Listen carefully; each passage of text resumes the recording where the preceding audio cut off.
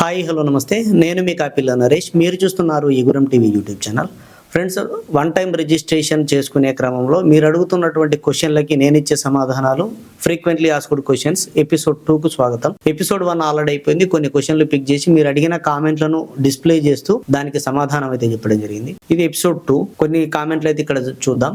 And మీకు ఇంకా doubts ఉంటే కామెంట్లో రాయండి. ప్రతి ఒక్కదాన్ని పిక్ చేసి దానికి సమాధానం ఏందనేది నేను చెప్తాను. ఇక ఈరోజు మొదటి ప్రశ్న. నమస్కారం సార్, నేను నిన్న ఓటీఆర్ చేశాను. నాకు first class second class regular study లేదు, కానీ తెలియకుండా పాత రెసిడెన్స్ సర్టిఫికేట్ ఒకటి అప్లోడ్ చేసిన. ఇప్పుడు అది ఎడిట్ అవ్వడం లేదు. క్యాన్సిల్ చేసి న్యూ ఓటీఆర్ చేయాలా సార్ అని అడుగుతారు. ఇట్లా చాలా మందికి డౌట్ ఉంటుంది. వన్ టైం రిజిస్ట్రేషన్ ఒకటి కంటే ఎక్కువ సార్లు చేసుకోవడానికి అవకాశం ఉంది. నేను మిస్టేక్ ఎత్తి ఇంకోటి చేసుకోవచ్చు కదా అని అనుకుంటారు.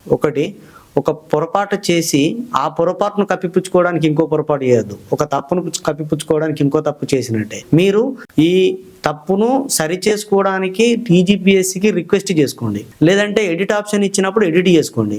కానీ ఈ తప్పును కప్పిపుచ్చుకోవడానికి కోసం ఇంకో తప్పు చేస్తే ఇంకా ఇరుకులో పడతారు. కాబట్టి ఇలాంటి వాళ్ళు ఎవరైనా సరే వన్ టైం రిజిస్ట్రేషన్ అనేది ఒకటే చేసుకోవాలని టీజీపీఎస్సీ వెబ్సైట్లోనే మొన్న ఇచ్చిన వెబ్ నోట్లోనే క్లియర్గా ఎక్స్ప్లెయిన్ చేసింది, వివరించింది మనకు. సో మనం వన్ టైం రిజిస్ట్రేషన్ని ఒకటే ఉంచుకోవాలి, ఇంకోటి చేసుకోకండి. ఇట్లాంటి వాళ్ళు ఒకటే ఉంచుకోండి. ఏమైనా తప్పులు జరిగితే ఎడిట్ అవకాశం ఇస్తారు. ఇది కేవలము కొన్నింటికి మార్చుకోకుండా ఉండడానికి, స్టడీ సర్టిఫికెట్లన్నీ మార్చుకోవడానికి అవకాశం ఉంటుంది, ఇబ్బంది ఏమి ఉండదు. జాబ్ నోటిఫికేషన్ వచ్చినప్పుడు వీటన్నిటిని మార్చుకోవచ్చు, సర్టిఫికెట్లు కూడా మళ్ళీ అప్లోడ్ చేయొచ్చు. ఇన్ కేస్ అప్లోడ్ చేసే టైంలో కూడా ఏదైనా మిస్టేక్ జరిగినా కూడా అది టెక్నికల్ సమస్యగా భావించి, టెక్నికల్ ఇష్యూగా భావించి మన మీద ఎట్లాంటి చర్య తీసుకునేది ఉండదు. మనం ఎప్పుడైతే జాబులు వచ్చినప్పుడు సర్టిఫికెట్ వెరిఫికేషన్ అప్పుడు మన సర్టిఫికెట్లు ఒరిజినల్స్ పట్టుకొని పోతామో అదే ఫైనల్. ఇంకొకటి ఏంటంటే మన స్టడీ సర్టిఫికెట్లు అన్నీ కూడా కేవలం మనం ఏ జిల్లాకు లోకల్ అవుతామని తెలుసుకోవడం కోసం మాత్రమే. కాబట్టి పెద్ద ఇబ్బంది ఏమి ఉండదు, ఎవరు టెన్షన్ పడాల్సిన అవసరం లేదు. అలాంటి వాళ్ళు మళ్ళీ కొత్త ఓటీఆర్ అనే ఆలోచన రానివ్వకండి. ఇక చాలా మందికి ఉన్నటువంటి సమస్య ఇది. అన్న, నేను 1 to 5th తరగతి వరకు ప్రభుత్వ గుర్తింపు పొందని పాఠశాలలో చదువుకున్నా. రెసిడెన్షియల్ సర్టిఫికేట్ కోసం నోటరీ చేయించి మా సార్ ఇచ్చిన లెటర్తో సహా నా దగ్గర ఉన్నటువంటి డాక్యుమెంట్లన్నీ పెట్టి అప్లై చేశాను. కానీ ఎంఆర్ఓ గారు స్కూల్ స్టడీ సర్టిఫికేట్ ఇస్తేనే ఇస్తామంటారు. ఆ స్కూల్ ఇప్పుడు లేదు, నేను ఏం చేయాలో తెలియడం లేదు, సలహా ఇవ్వగలరు అంటూ ఒక అభ్యర్థి అడిగిండు. లక్ష్మణ్ అడుగుతున్నాడు, లక్ష్మణ్ చౌదరి కాదు, చాలామందికి ఇలాంటి సమస్యలు ఉన్నాయి. మనం చదువుకున్నటువంటి స్కూలు లేకపోవడము, ఒకవేళ చదువుకున్నా అక్కడ రికార్డులు లేకపోవడము, ఆ స్కూల్ ఉన్న దానికి రికగ్నైజేషన్ లేకపోవడము, రెసిడెన్షియల్ కోసం అక్కడికి వెళ్తే మాకు తెలియదు అప్పుడు మీరు ఎక్కడ చదువుకున్నారు అని చెప్పేసి రిజెక్ట్ చేయడము.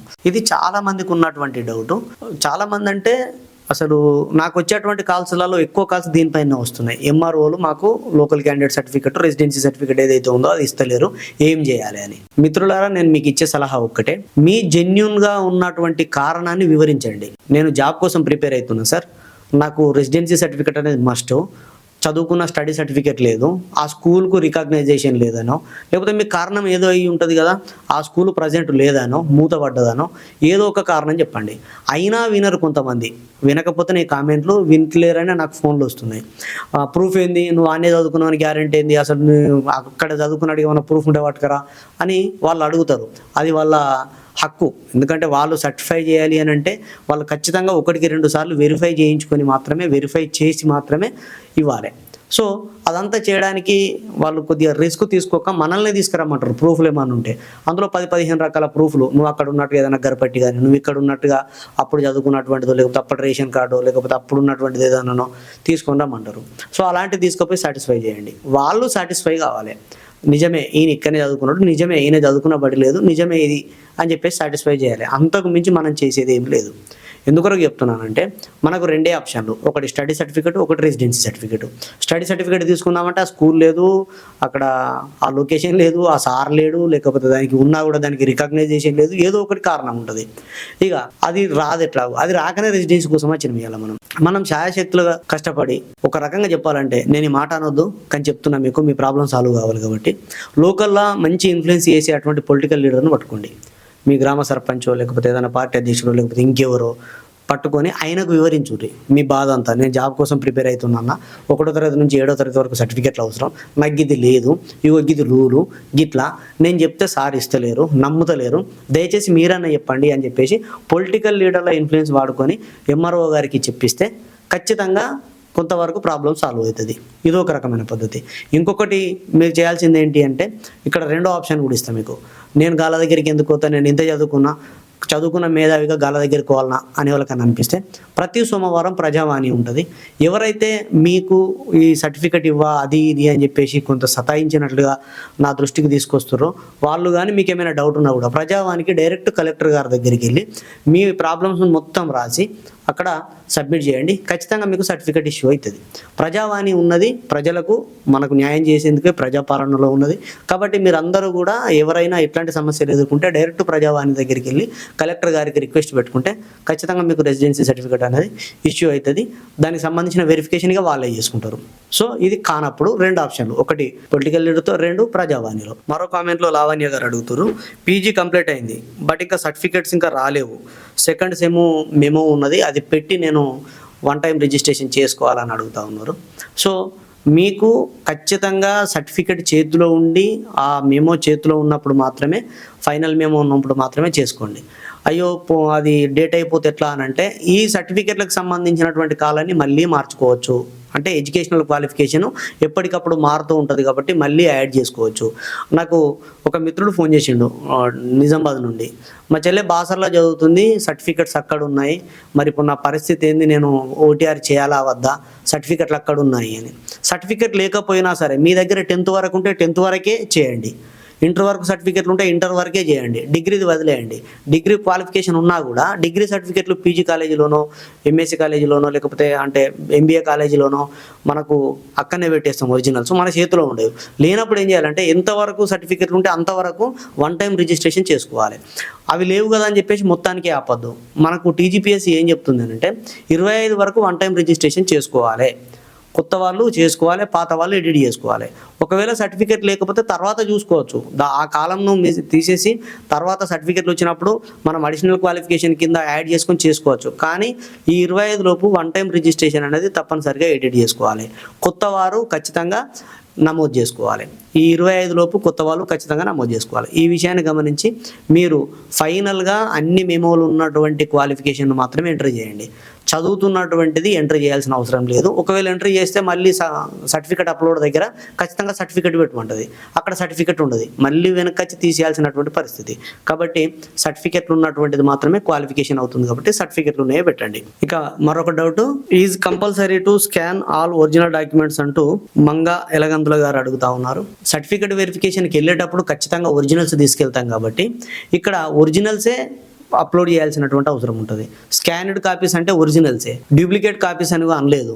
మీ డాక్యుమెంట్లు అన్నింటినీ స్కాన్ చేసి అప్లోడ్ చేయమన్నారు కాబట్టి ఖచ్చితంగా ఒరిజినల్సే ఉంటాయి. ఇక తప్పని పరిస్థితులలో అసలు నేను చేయలేకపోతున్నా, అవి స్కూల్లోనో కాలేజీలోనో అక్కడనో ఇక్కడనో ఉన్నాయి, అసలు అవి నాకు అందుబాటులో లేవు అనే లాస్ట్ మినిట్లో ఏదైనా అసలు తీసుకురాని పరిస్థితి ఉన్నప్పుడు జిరాక్స్ అప్లోడ్ చేయండి తప్ప 100% ఒరిజినల్స్ అప్లోడ్ చేయడానికే ప్రయత్నం చేయండి. ఒరిజినల్సే అప్లోడ్ చేయాలి, డాక్యుమెంట్ ఒరిజినలే. కాబట్టి ఎవరు కూడా సరిపోతుందిలే అని డూప్లికేట్ పెట్టకండి. ఇక తప్పని పరిస్థితుల్లో ఏం చేయలేనప్పుడు అసలు ఊరికే ఊకుండకుండా చేసుకోకుండా వదిలేసే బదులు ఏదో ఉంటాం కదా మనం, ఏది లేకపోతే ఏదైనా అన్నట్టుగా.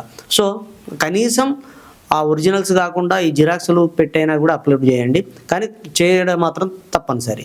సో ఒరిజినల్స్ లేవని ఆగకూర్రి, ఒరిజినల్స్ లేవని ఆగకుండా ఉండేందుకు మాత్రమే జిరాక్స్లు పెట్టమంటున్నాం తప్ప జిరాక్స్లు మరి వ్యాలిడ్ అవుతాయా కావా అని అంటే అది ఖచ్చితంగా ఏదైనా వ్యాలిడ్ అవుతుంది, అందులో అయినా ఇందులో అయినా సేమ్ డేటా ఉంటుంది. కానీ టీజీపీఎస్సీ మనకి ఇచ్చింది ఏంటంటే ఒరిజినల్ డాక్యుమెంట్స్ని అప్లోడ్ చేయమని. నెక్స్ట్ విఠల్చారి అడుగుతున్నాడు, గురుకులాకి ఓటీఆర్ అప్డేట్ అవసరమా సార్ అని చెప్పేసి అడుగుతా ఉన్నాడు.